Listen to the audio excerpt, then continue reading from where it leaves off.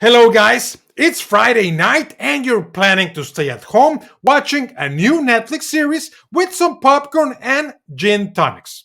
You are really tired, so you don't want anything else. When you're about to relax, your phone rings and one of your friends invites you to a party.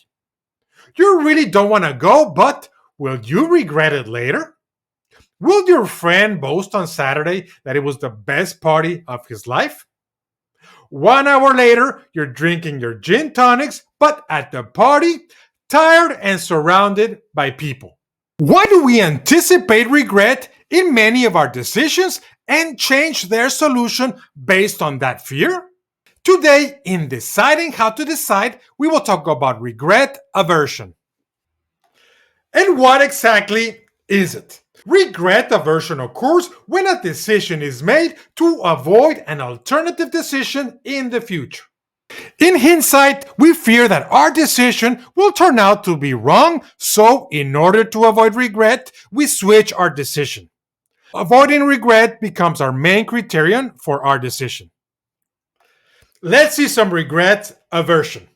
In the Seinfeld episode, The Stock Tip, George convinces Jerry to buy a stock called Centrax to take advantage of a stock tip that he received from a friend of a friend.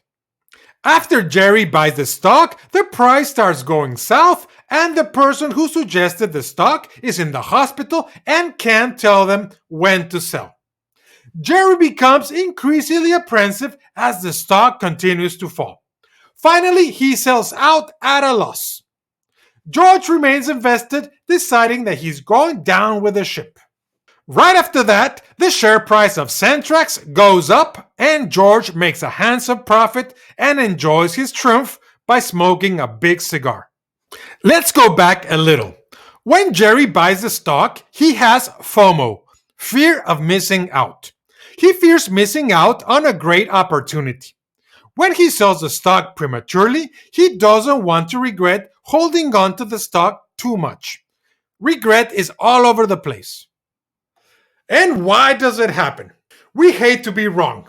It gives us pain when it happens, so we try to avoid it. But we can't. We have a false sense of control regarding decisions. We think we can avoid bad outcomes. We think it's all about us to control the future. Since we think we are in control, we have personal responsibility at the top of our minds. Regret aversion occurs by either fear of committing to a failure, commission, or by missing an opportunity, omission. In psychological terms, we associate personal responsibility more with commission than with omission.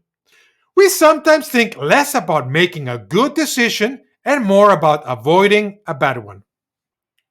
And why it's important. Have you been caught unable to make an important decision, frozen because you feel anticipated regret on all options? Have you lost opportunities because you couldn't jump on a decision? Regret aversion is stronger in decisions with significant consequences. Regret is not the same when choosing our food at a restaurant than when selecting a new job or a house. Higher stakes, higher regret, more paralysis. But hey, regret can sometimes take us to good places. It can be a motivator to engage in healthy behaviors such as exercise.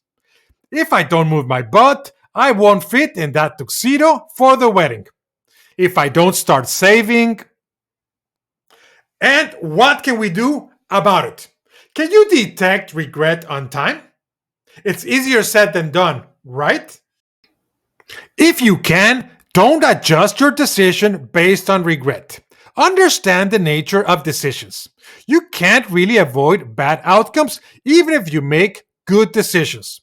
Shit happens. Be aware that the uncertainty of outcomes will give you discomfort. It's normal. We love total certainty, but usually you can't get it. Don't let regret derail your decisions. Now, a disclaimer. Remember, this video is not the last word regarding regret aversion. Its goal is to ignite your interest in this topic so you can do your own research. Send us your feedback so we can continue this conversation. Time to go. See you next time. Thank you.